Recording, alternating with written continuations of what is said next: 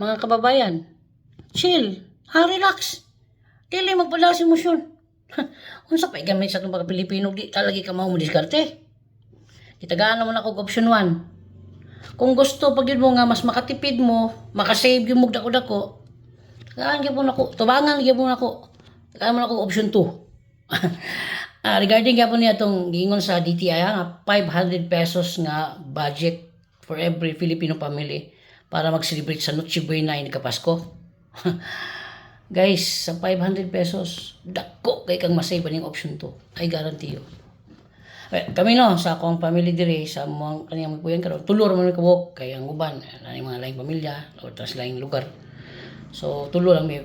So, ibutan ta lang, siguro average na members sa ka family, sa every Filipino family, mga nasa 5 o 4 ng 5. Dako gyapon kag masave na.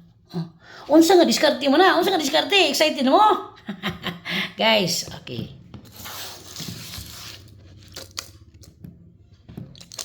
Sleeping pill. Ha? Sleeping pill? Oh, sleeping pill?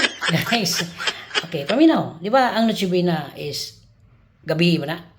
Gabi sa 24, sugat ini ka 25. Di ba gabi na? Oh.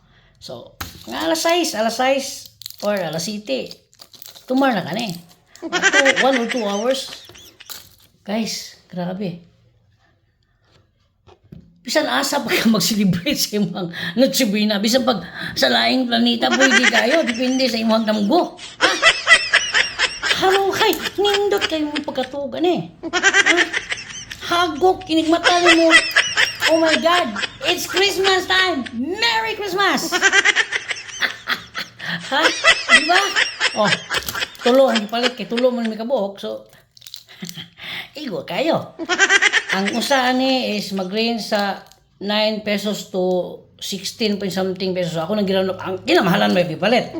So, round up ako mga 17. Oh, 17, kung times 3, so mga 51. 500 pesos. Na ako yung save 449 pesos. Grabe, kadako bay. Hoy, dito ay ha, sobra-sobra na inyong i-budget na mo.